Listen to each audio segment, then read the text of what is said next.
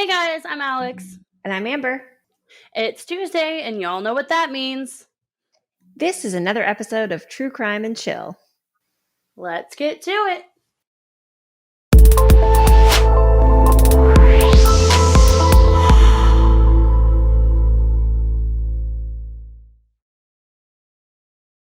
Okay, everybody. So I am actually kind of excited to bring you this case today.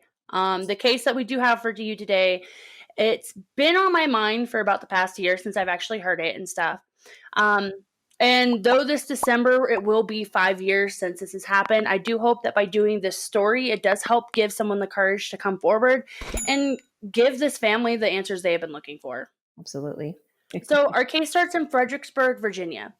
Katelin Akens comes back home to Fredericksburg from Arizona to actually visit her mom, Lisa Sullivan, and her sister, who just had a baby boy. Katelin was set to start cosmetology school and needed to grab her diploma from home in order to start it.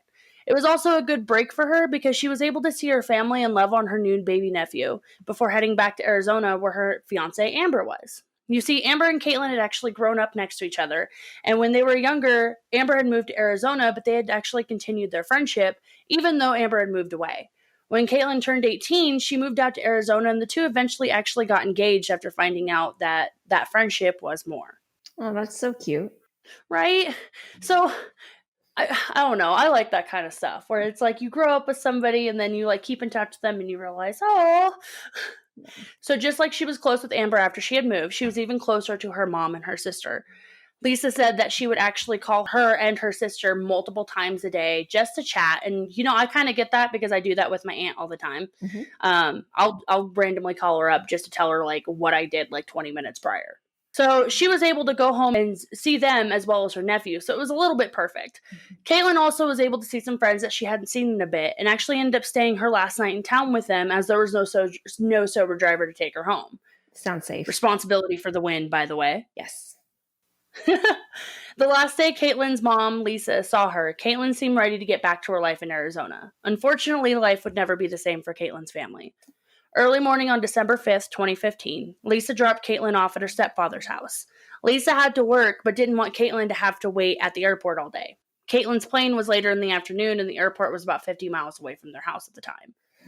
I mean, I guess I understand. I personally don't mind the airport. There's a lot of great shops, little places to get food, but I also know it depends on the airport, and I'm sure she had things she wanted to do or people to see before she left. And I haven't traveled as much as you, but I have waited in airports long enough to know that getting there way before you need to is not something that's always fun. The little shops and stuff kind of lose their appeal when you're waiting there for 6 hours. I know when I graduated basic training, they ended up sending me to the airport at 12 a.m. and my flight didn't leave till 1 p.m. Ooh. I think the longest layover I had was my very first trip to Tulsa. When I went to the music festival, Mayfest down there. And I had a long enough layover in the Minneapolis airport. I was able to take a nap, which was kind of nice.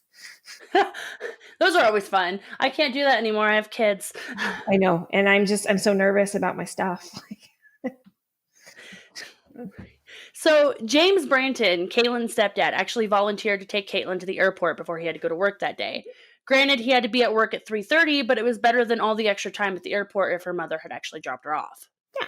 So you said Lisa dropped Katelin off at James's house. Did they not live together?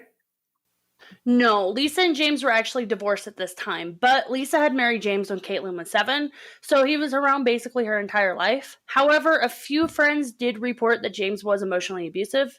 He never actually laid hands on Katelin, but there were people who said that he wasn't exactly the best parent at the time. But I've seen kids who have rough relationships with parents and end up being able to have okay relationships with them as adults.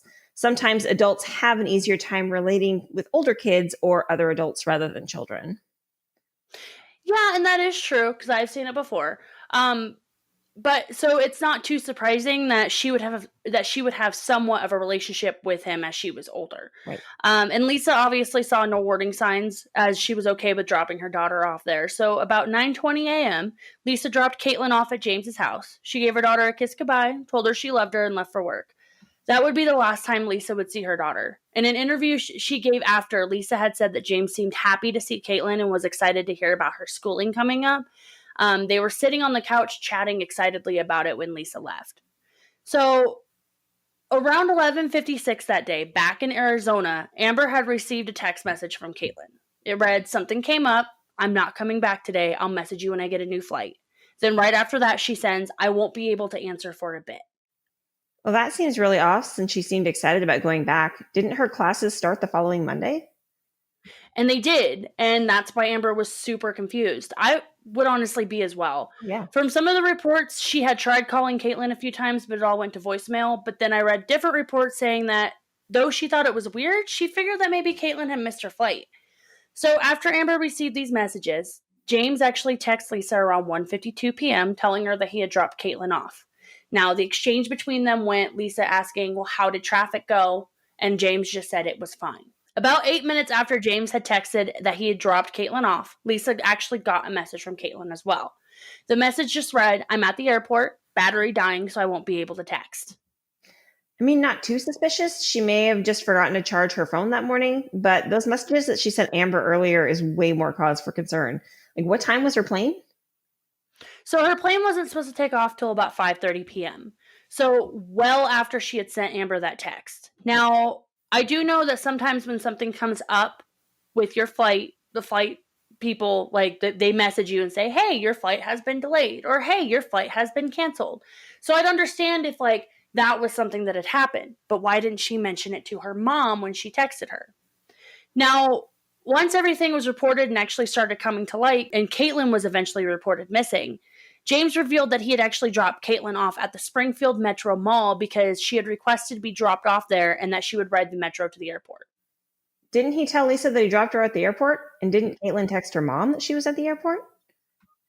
So he never actually specified to Lisa where he dropped Katelin off. He just said, "dropped Katelin off," Hmm. and didn't really elaborate on that.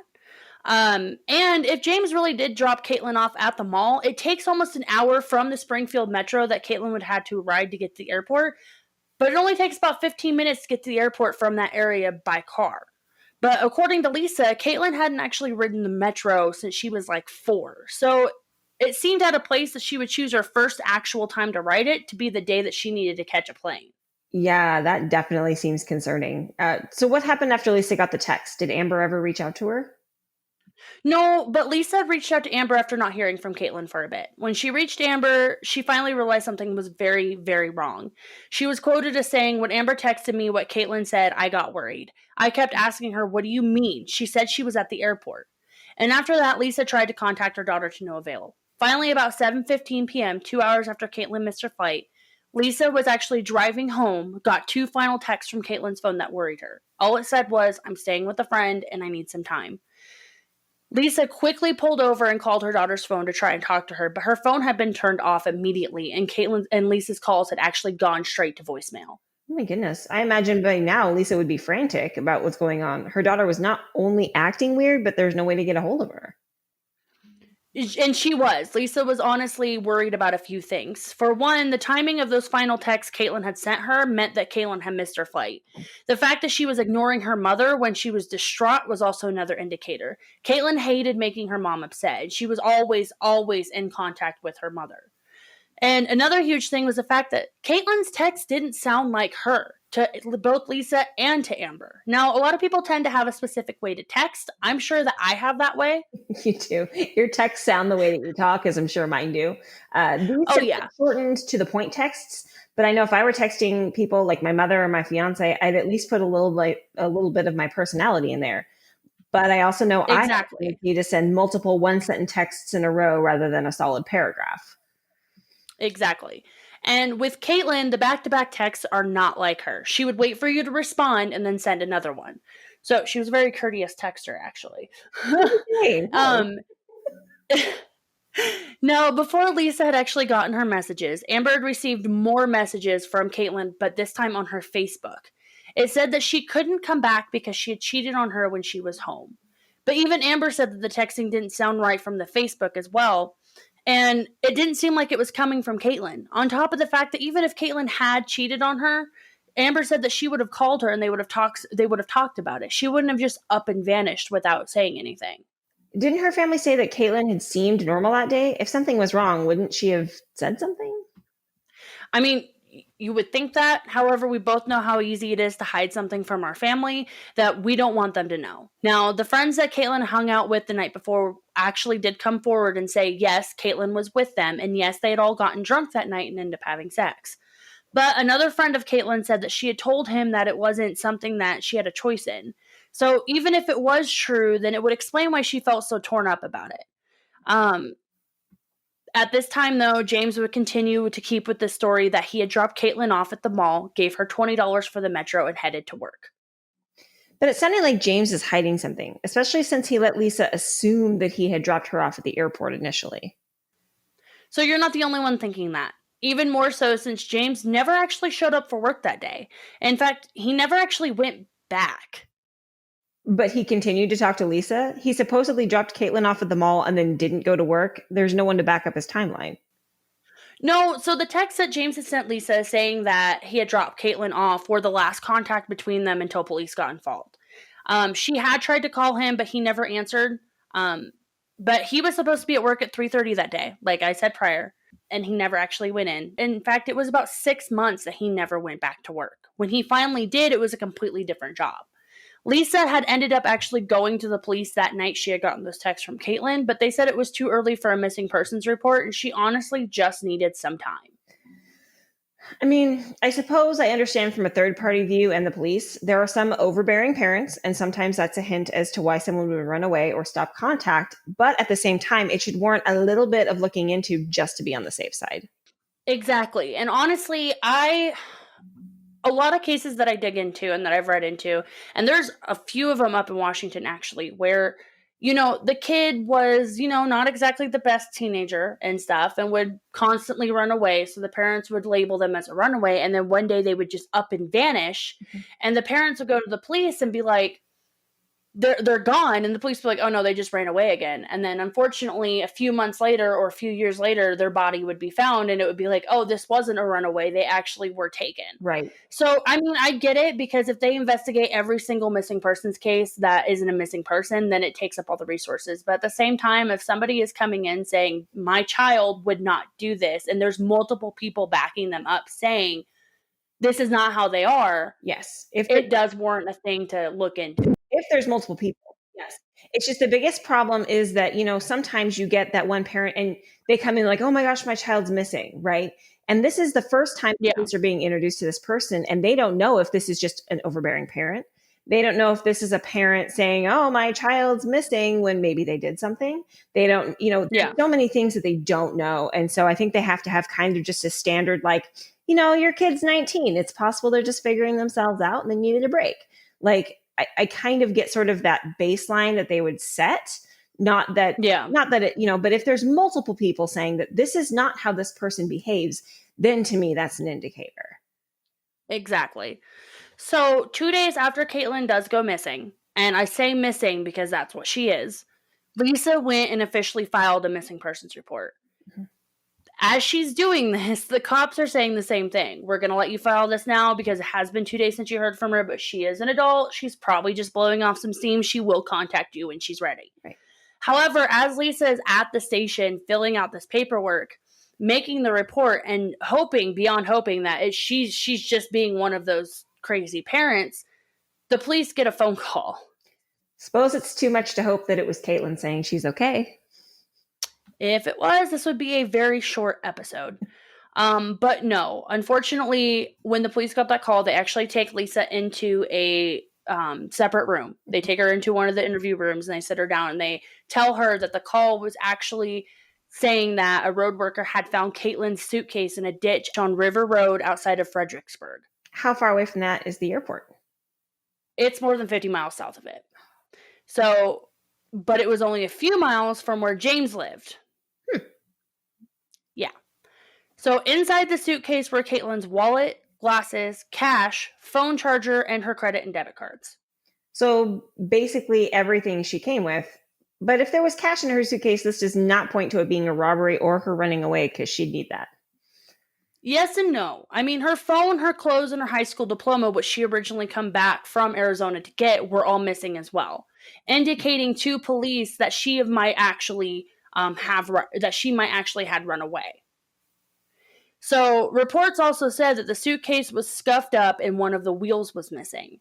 It was almost as though it had been thrown out of a moving vehicle going down the road. I mean, honestly, if someone wanted to make it look like she was missing, that would be the way to do it. But this also might look like she wanted to run away, except for the cash. Like, cash can't be traced. So why would there be cash in the suitcase?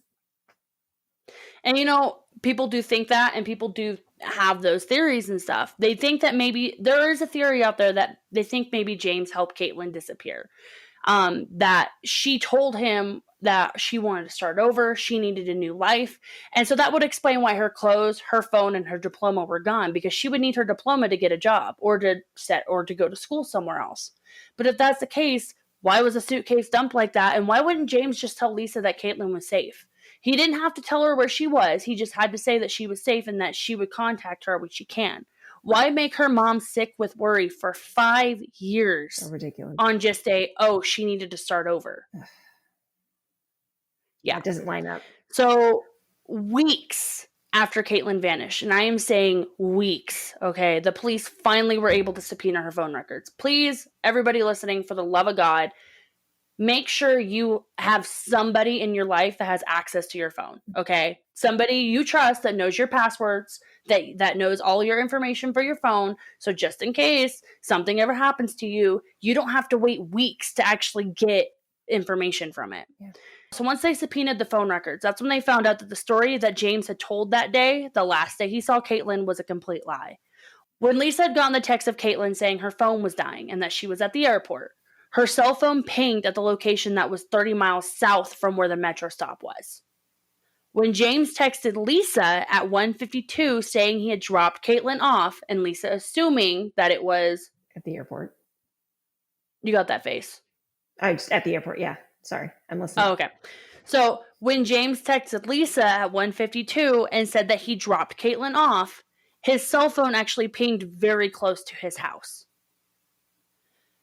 So the police were actually able to get James's cell phone records as well. And all the activity on that day from James's cell phone was at the house or around the house. Police actually don't believe that Katelin ever left his house at all. So what about the final text that Lisa got that night? The ones where she said she was staying with a friend? So when those texts were sent, the phone pinged off a tower in Stafford County about 15 miles away from where her suitcase was found. Lisa was reported saying that whoever sent the message, that was the last time anybody ever heard from her. So I'm assuming at this point, police and Lisa are both talking to James since he's technically the last person to see Katelin. Oh, God, yeah. Lisa was all over this, like completely all over this. She knew something was fishy as soon as she found out the full story. And she honestly didn't want to believe it at first, because James was basically Katelin's dad. Her real dad had walked out of her life when she was a baby and stuff. So James was literally the only father figure that Katelin had. Yes, they had their issues. Yes, they had their differences and stuff. But, James loved her, and James loved her sister and stuff. And so they were family. So she honestly didn't want to believe this at first. The police were also on this. They had ended up going and talking to James, who told them the same story that had eventually come out to Lisa. That he had dropped Katelin off by the JCPenney at the mall, which is super specific. So it's like, okay.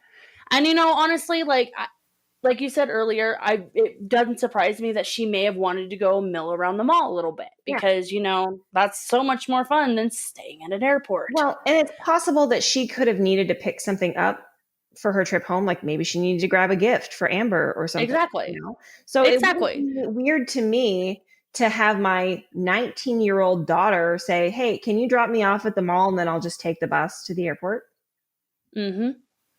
So he also said that he gave her $20 for the metro and left for work. Now I don't know if that's the cash that was eventually found with her suitcase or if it was different cash, but if she already had cash on her, why would he give her money? Probably because he felt bad because he wasn't dropping her off at the airport. Yeah, but at the same time, my dad used to give me money even when I had money, so I'm like, okay, whatever. Right. So, however, the phone records that were pulled for both James and Katelin show that all of his calls and texts pinged off the towers next to his house all day. So he never actually left his house. That's what it's looking like. And the cops, when they found that out, they even asked him again, what did you do with Katelin that day? Like, what was your day with Katelin? He said the same thing. She had a plane to catch at 5:30. She wanted to stop at the mall, and I told her I could drop her off there, and she would just take the metro up. He always said she wanted to stop at the mall. She wanted to stop at the mall. That's something that never changed. Well, I mean, again, she's 19. I'm in my 30s. I still love the mall. Yeah. Yeah. No. So the cops were like, okay, so if we go and we get like proof, like if we go and we see the videos from the mall, we're going to see you or your car and Katelin on the videos. And James said yes. Yeah. Okay. So the police went and pulled the video cameras from the JCPenney where Katelin would have walked into, because he said that she walked into the mall through the JCPenney. Right. So they pulled the video cameras from JCPenney. No sign of Katelin or James. They pulled the video cameras from the parking lot. No sign of Katelin or James. They pulled the cameras from all around that mall, including inside and the surrounding stores around the mall. Nothing. They even rewinded towards the beginning of the morning, well before the time that he said that he dropped her off. Nothing. There was nothing about Katelin on those tapes at all, including James's car. So James's car wasn't even showing up. So that's when the police were kind of thinking, this guy isn't telling us the truth. What is going on? Right. James stopped talking with the police as soon as that came out. The police eventually brought him back in for another interview and told him what they found, and James clammed up. He stopped talking to the police. He wouldn't answer any of their questions. He wouldn't give him access to his cell phone. He agreed to take a polygraph, called the detective that day and said, I'm not going to do it. It's not going to help me at all, so why should I do it? Now, I do know that polygraphs aren't the best evidence, but, backing out of one after agreeing to take one does kind of make you look shady. Especially when you say it's not going to help me at all. That seems weird. I'm also assuming this was something his lawyer was saying not to do, as we've seen in other cases like Scott Peterson. So as far as I'm aware, he never actually got a lawyer. He just did all of this on his own accord, which is why he would explain why he said what he said about the polygraph. It's not going to help me. But then that also makes me wonder, if it's not going to help you, then what's it going to do to you? Now, detectives did get a search warrant for his home and took a number of things, including his DNA and different electronic stuff like that. James never actually asked for any of these back. Now, I know that if I get stuff taken in a case and they no longer need it, then I'm going to ask for it back. Why wouldn't you ask for your stuff back? Well, sure. But on the other hand, if the case is still open, technically, because she's still missing, is he going to get his stuff back? And because they had a warrant, don't they get to keep it until the case is closed? Very true. I mean, that's not something I thought about. But, he would, he could still put in inquiries. When am I going to get this back? When am I going to get this back? Sure. He hasn't contacted police at all. The only time he ever has contact with them is when they reach out to him. Now, the only place they weren't able to search of James was his mother's property, because they can't. Though James owns the property, his mother is a tenant there, and she will not let them search. Now, we talked about this earlier before we started. We talked about this earlier before we started this episode, and I have gotten different things from different people. They all say that, laws are different in each state, but it all comes down to the same thing. His mother is a tenant there, which means she has control over who is on the property or not, right. Especially if James is not there enough for them to warrant a search. And if they go in hot, I don't know, maybe a judge might think that it's not worth the hassle to have to go through all of it. Or maybe they just don't have enough evidence to search that property, because when they searched James's other property, they didn't find any DNA evidence. They didn't find any suspicion of foul play. I don't think they actually found any DNA evidence of Katelin in his car, which would raise the question of obviously her evidence was in the house, because she was in the house. Lisa right. saw her in the house. So why wasn't her hair in the car? Right. But yeah, if he dropped her off like he says he did, then there would be evidence in the car that she was there. Hair, skin, something. Exactly. So right now, there's this whole property for the past 5 years that Lisa can't even access, and the police can't or won't search it for her. Yeah, I'm a little surprised that they haven't obtained a warrant, because it's still family related. I think that they should be able to. Why aren't they able to obtain a warrant for this property that James owns, that his mother is residing in? It's still family. It's all related. I mean, it kind of makes you wonder too. So this December has been 5 years. And honestly, I actually got to talk with Lisa a little through text message and stuff because I wanted to get her permission before even doing this case, just to make sure that I mean, obviously she wouldn't have had an issue, but still. But you can really tell that though these past 5 years, she's watched a new grandson grow up and everything. She still has her daughter. She still has her other daughter. It's rough. It's rough not knowing what happened. And I know that this episode will air on Tuesday, but we are recording on Mother's Day, and I can't imagine having one of my babies missing and having to celebrate this day and know that one of the kids that made me a mom is gone and I don't know where she is. Well, 5 years is much too long to be waiting for answers. Oh God, yeah. And it's just insane. Now, another thing that I kind of wanted to bring up with this is, oh God, I don't really remember the timeline, but shortly after Katelin went missing, okay, and this is when cops had already been involved in the case. There was actually another girl that was found shot in the head in her car. And people were like, oh my God, this is Katelin, this is happening. Completely different girl. Completely different case and everything. But everybody all of a sudden was like, I do believe that case was actually solved and stuff. And so I do believe that case is actually solved. But at first, before they got any information and before they found out it was Katelin, I'm assuming that Lisa was just frantic, going, "Oh my God, is this my kid?" Sure, I mean, but it also kind of got matches right. Well, and it also kind of got people thinking: is there a serial killer in this town? Well, thankfully, her case, I believe, was solved. So her parents were able to get some closure from that. But unfortunately, after Katelin's initial disappearance and after about a year, she just kind of stopped being on everybody's radar. She's on every year or so. The newspaper in her hometown will actually do a updated thing. It's been 2 years, it's been 3 years, it's been 5 years and stuff since this girl has been missing. Or some headlines I've read is Virginia woman's disappearance still baffles police to this day, right, and stuff. And I see, I actually looked at Amber's Facebook and stuff, and she, back when Katelin first disappeared, and periodically she would have messages to Katelin and stuff. And I don't know how I would feel with knowing that somebody that it meant so much to me is gone. I don't even, and you have no clue what happened to him. It makes me want to cry just thinking about it. Right. But here's what gets me right now. The thing that's just super, super suspicious, right? Yeah. James essentially is the father figure in Katelin's life, right? And he doesn't seem to care that she's missing. Yeah. He's not cooperating with police. He's not talking to Lisa. He's really separated himself completely. And that 6-month unemployment where he was working one job and then just didn't go to work. So I'm sure he got fired because he, no showed. That's a really basic grounds for firing, especially if you have previous warnings or you do it multiple days in a row, right? Yeah.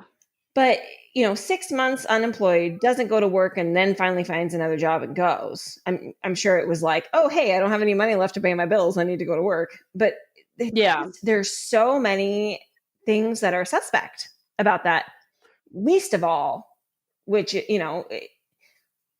sorry, the timing. Most of all, it's just the timing of everything too. And then also, James lived in Partlow. Okay, Partlow doesn't seem to care. Yeah, that's not okay with me.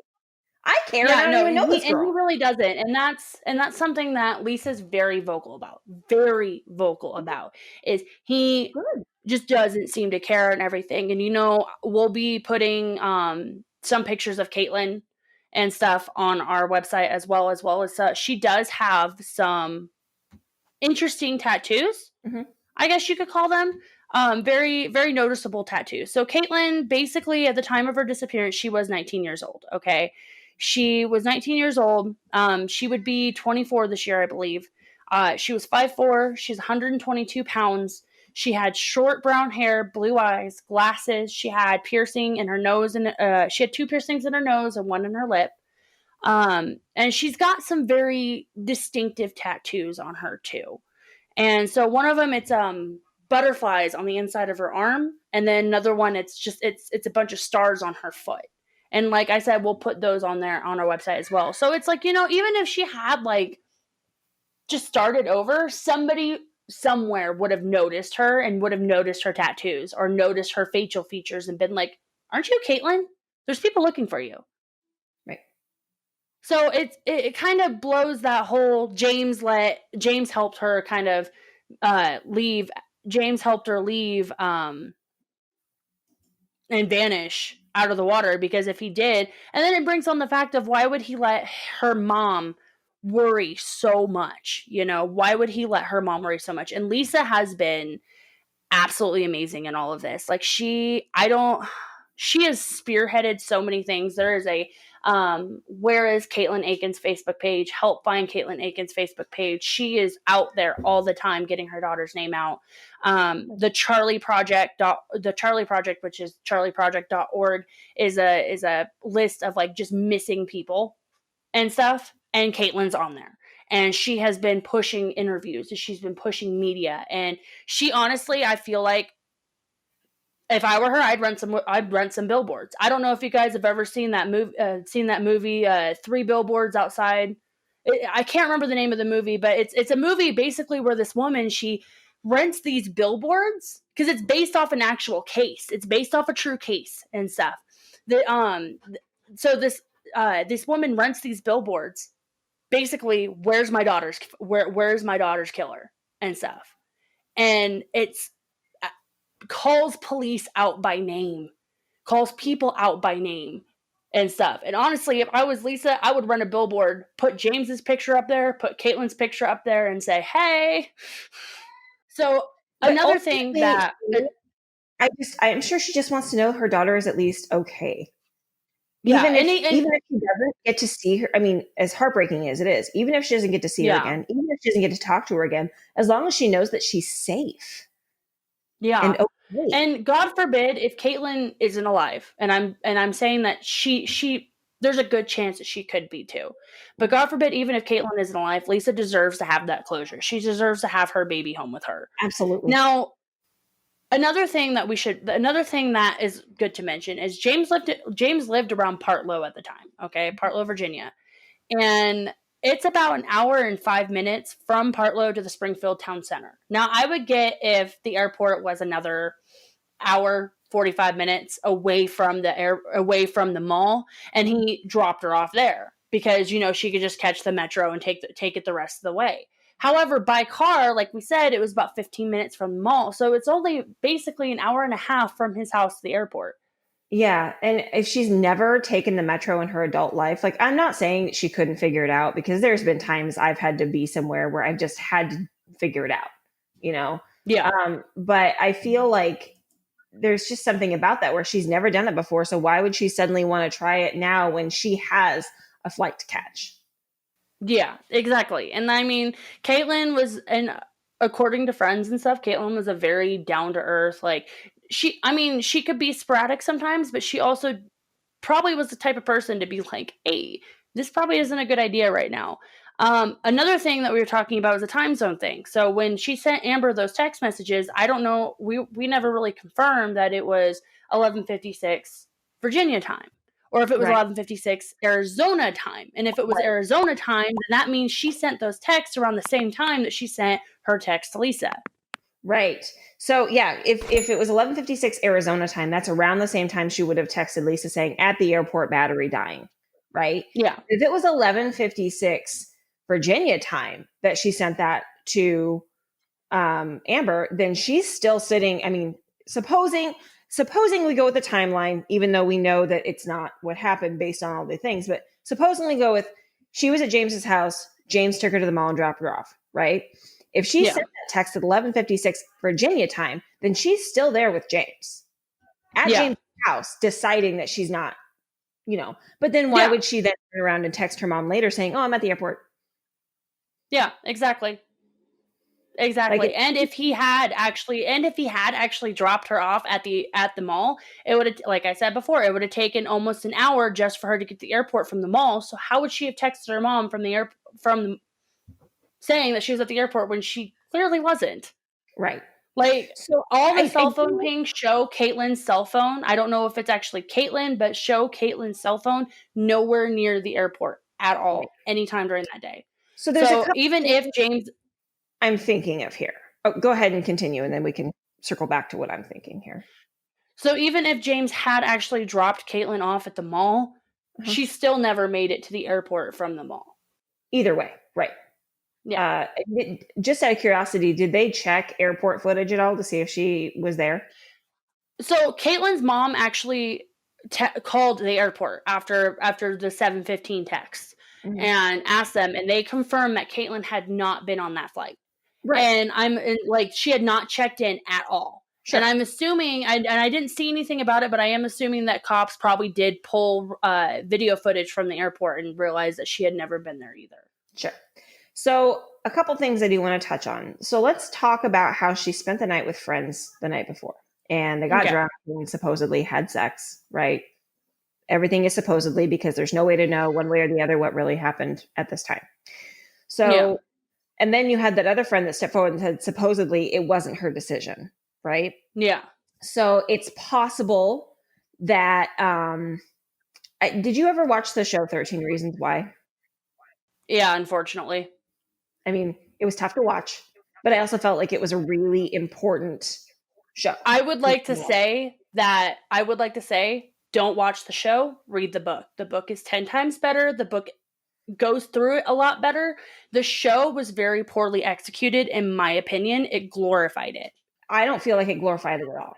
So I want to. It really, if you read the book, it is completely, they, in my mind, and I know a lot of people agree with me, in my mind, they absolutely ruined the show. Sure. See, and I didn't. I only watched the show. So yeah, read the book. Once you read the book, and it'll completely change your mind. You're gonna read the book and look at the show and be like, "What did you guys do to this?" Probably because the show it touched me.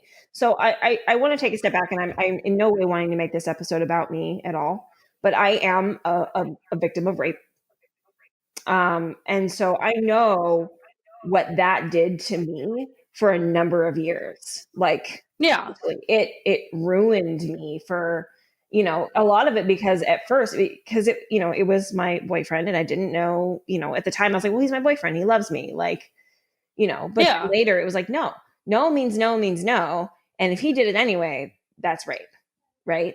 yeah. So it probably took me about a decade to not only come to terms with what happened to me, but get over it, not get over it, but at least function with that and Yeah. sort of overcome this thing it did to me. Yeah.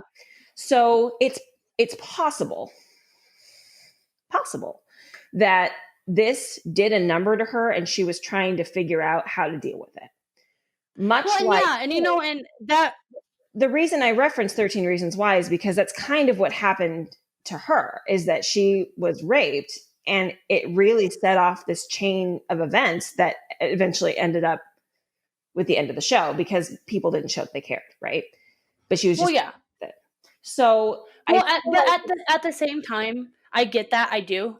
Trust me, I get it. However, even if that happened, Caitlin wasn't the type of person to just up and vanish. No, she would at least tell her mom, yeah, I need time to think. Give me a few days. And then she would call her mom and be like, look, right. I don't want to talk about it, but I'm not in this good place. And that's one of the reasons why after those came out, and and the friends that she was with that night stick with the story of that, it was all consensual and stuff, but they were drinking, lines were blurred. It could be that Caitlin was trying to we don't know. We don't know what happened because we weren't there that night. Right. But at the same time, if it was a supposed thing, then she still would have contacted her mom or her sister or Amber by now, right, and said, "Hey, I'm okay. This is what's going on. I just need some time to think." Right. And if it were me, I think I probably would have gone home to my fiance by now and then dealt with it from a distance. Right. Yeah. Like, go back to where my life is and either leave it behind until I can't stuff it down anymore, or work through it with my fiance. Now, exactly. is it possible? And this is really super duper far fetched because, like I said, James is showing enough suspicious behavior up to and including the fact that he never left his house and then didn't go to work that day. Mm-hmm. Like, those are two really high suspect things. Like, any sort of case that you hear where, oh, and then they didn't go to work that day, like alarm bells, right? You're like, wait a minute. But what if somebody came and picked her up from James's house because her phone was pinging from somewhere else, right? Yeah. Which means her phone was elsewhere. James may have been Yeah. home, but her phone was elsewhere. So what if one of those friends from the night before was like, you know what? No, I'll just take you. It's fine. I'll, whatever. Yeah. Came and picked her up, and James was like, I dropped her off. Right? See, and But that's it could be one of those friends that was like, I can't have you telling people, what we did, or hey, we talked last night about running away and starting a new life. Let's go. Well, and that would be understandable, but then why wouldn't James say something? Why wouldn't James say, hey, she got picked up from my house? And then with his cell phone still being at his house, you know how many times I could leave my cell phone at home? Yeah. If I leave my cell phone at home on, right, and leave it at home, it'll show it being at home. But I, however, could be in a car 30 miles away in the opposite direction doing something else. Sure, but how did he text Lisa from his house, I dropped her off, and then just a few minutes later, she gets a text from Caitlin's phone from somewhere else completely saying, I'm at the airport, my battery's dead. So it was only about 20 miles away from where he was. So, but and that's a question a question that's raised, but I honestly don't think that anybody else but him did something to her. I really don't. Honestly, just because, one, the story's not adding up. Two, right. if he was innocent, let the police see his cell phone. Yeah. No, I totally am of the opinion that James is very involved in one way or another, especially because he doesn't seem to be actively looking for On top of the fact, I did forget to mention that those friends did have alibis the next day. Okay, there you go. Because I was going to say, but it almost sounds like somebody picked her. The only other person who could have helped him was his mom, but because he didn't really have any other friends. However, the police don't have enough evidence to show that mom helped him, unless mom texted, which would also explain which would also explain how the suitcase was thrown out the window going down the highway. Because I don't know about you, but driving down a highway, if my passenger window's over here and I'm trying to shove something, I would have already had to have the window down. I would have had to stop, have the window down, have the suitcase ready to go, and then shove it out as I'm going. That's a lot of work. I mean, yeah, I say, but I'm the kind of girl that's, in my younger years, I changed into my pajama pants while I was driving down the highway. But that's changing into your pajama pants. That's not throwing something out a window on the other side of the car. That's true. That's true. So, like I said before, Lisa has been very, very at the forefront of trying to find Katelin. Even though police haven't necessarily declared this as a cold case yet, right. They still haven't really been doing too much, unfortunately. Which I get it. There are other cases out there that have more evidence, that have more leads, stuff like that. And until a lead comes in about Katelin, they're kind of stuck at a point right now, or unless James messes up. So Lisa has taken matters into her own hands, so to speak. And there is a Facebook group that she created and that her family created that I will have a link to on our website and stuff. But it is called Find Katelin Akens. Yeah. And probably about 2 years after Katelin went missing, Lisa actually not nailed a letter to his door, but literally put a letter on his door to James, and she took a picture of it before she had put it up there. I would have nailed it. And so it's dated. Huh? I would have nailed it. I'm a little vindictive. Right. So it's dated October 10th, 2017, and it says, James, I don't know why you won't talk to me or to anyone else. If you were innocent, you would have talked already. I'm not sure how you can live with yourself. You haven't tried to help find her. Does it bother you at all that she's missing? It's been almost 2 years, James, and I need answers. You owe me that much. You've known her since she was, it says 9 in here, but yeah. So you've known her since she was 9 years old. I thought you loved her and us. This is not showing that at all. You need to talk. Do you care at all? You're acting like a coward.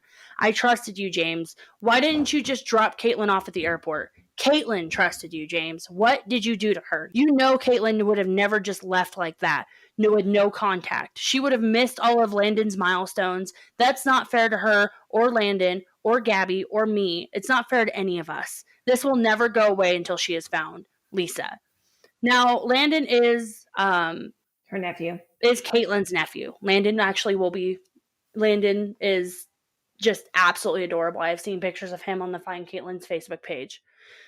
Katelin is described by her friends as being funny, unique, emotional, and an amazing friend. She has a mom, a sister, and a nephew, Landon, who will be 5 this year and who wants to meet his aunt.